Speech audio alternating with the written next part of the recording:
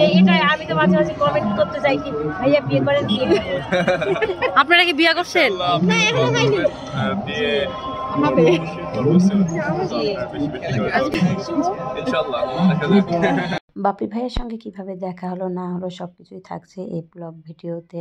আর এই ভিডিওটা অবশ্যই পুরোটাই দেখতে হবে, তাহলেই বুঝে যাবেন যে বাপি ভাইয়ের সঙ্গে আমাদের কিভাবে দেখা হলো। এই ভিডিওটা হচ্ছে বেশ কয়েক মাস আগের ভিডিও। আমরা যখন হচ্ছে স্টেডিয়াম মাঠে নারী উদ্যোক্তার মেলা ছিল, তখন আমার ভাবি, আমার আপু এবং আমরা সবাই মিলে গিয়েছিলাম মেলাতে ঘুরতে। আর হঠাৎ করে কাকতালীয়ভাবে দেখা হয়ে যায়, বাপি ভাইয়ের সঙ্গে দেখা হয়ে যায়। আমার তো নারী উদ্যোক্তা মেলাগুলো বেশ ভালো লাগে যেতে, কারণ এখানে বিভিন্ন ধরনের জিনিস পাওয়া যায়, সব হাতের কাজের জিনিস পাওয়া যায়, জামা কাঁথা থেকে শুরু করে সব কিছুই পাওয়া যায় এবং লেসেরও কিছু জিনিস পাওয়া যায়। এগুলো এই জন্যে ভালো লাগে এবং বিভিন্ন ধরনের খাবার পাওয়া যায়। হোমমেড খাবারগুলো আপুরা এই মেলাতে সেল করে, প্রতিটা স্টলে হোমমেড খাবার পাওয়া যায়। এই তো দেখতেই পাচ্ছেন যে একদম টাটকা টাটকা গরম গরম বানাচ্ছে খাবারগুলো। আর এখানে নারী উদ্যোক্তা মেলায় আমার বেশ ভালো লাগে, কেন জানেন? কারণ প্রতিটি নারী চায় তারা নিজে পায়ে দাঁড়াতে, তাদের একটা পরিচয় তৈরি করতে। আর এই জন্য আমার তো অনেক বেশি ভালো লাগে, কারণ একটা নারী আরেকটা নারীকে উৎসাহ দেয়। আর এই জন্য আমার বেশ ভালো লাগে এই মেলাগুলো। নারী উদ্যোক্তার মেলাতে যেসব নারীরা কাজ করে তাদের সঙ্গে সঙ্গে তার ফ্যামিলিও তাদেরকে অনেক সাপোর্ট করে, বিশেষ করে তার হাজব্যান্ডের সাপোর্ট না হলে এসবে আসলে করাটা সম্ভবই না। কারণ সংসার এবং আপনার এই একটা বিজনেস দুইটাই মেনটেন করতে হয় একটা মেয়েকে, আর এর সঙ্গে পাশে থাকতে হয় তার হাজব্যান্ডকে।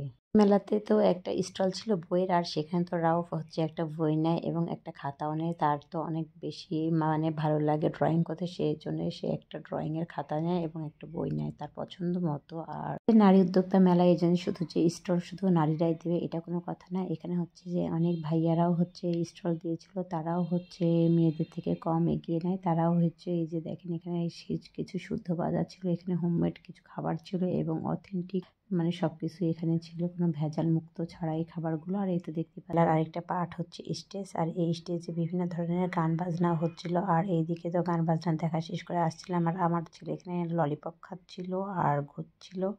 আর এখানে তো আমি আর রাউফ আমাকে বলতেছিল যে আন্টি দেখো দেখো সামনে কে কে। আমি তো বুঝতেই পারছিলাম না যে কাকে দেখাচ্ছে সে। আর দেখতে দেখতে সে বলে কি ওই দেখো বাপ, কারণ বাপি ভাইয়াকে সে বাপ্পি বলে, স্মৃতির বয়ফ্রেন্ড বলে আর কি, ছোট তো এই জন্যে। আর বাপি ভাইয়ের সঙ্গে কাকতালীয়ভাবে আমাদের দেখা হয়ে যায়। আর ভাইয়া অনেক ভালো একটা মানুষ, আসলে সবার সঙ্গে ভালোভাবে কথা বলছিল আর কি, সবার সাথে একদম মনে হচ্ছে যে অনেক আগের একটা পরিচয় এরকম মনে হচ্ছে। আর ভাইয়াকে আমি জিজ্ঞেস করতেছিলাম যে ভাইয়া আপনাদের শুধু তো আমি ব্লগ ভিডিও দেখতেছি, কিন্তু কখন বিয়ে খাবো বলেন, আর বিয়ের ভিডিওটা কখন দেবো? তো ভাইয়া বলছে কি ইনশাল্লাহ খুব তাড়াতাড়ি দেখতে পাবেন, এবং আমি বিয়ে করলে আমি অবশ্যই স্মৃতিকেই বিয়ে করব, ওরে ছাড়া আমি কাউরে বিয়ে করব না, এই কথাটা আমাকে বলছে। আর এইটা শুনে তো সবাই আমরা হাসাহাসি করছিলাম।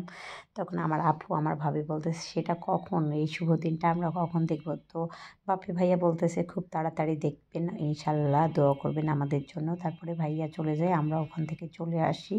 আর ভাইয়ের ব্যবহারটা সত্যি সত্যি অনেক ভালো লেগেছে, কারণ অমায়িক একটা ব্যবহার ছিল। আসলে ভাইয়া যে বিদেশে থেকেছে এবং বিদেশে বড় হয়েছে একদমই সেটা বোঝা যাচ্ছে না, একদম মনে হচ্ছে সাধারণ একটা মানুষ, কোনো অহংকার নাই। আর ভাইয়া সত্যি একদম একটা ভালো মানুষ।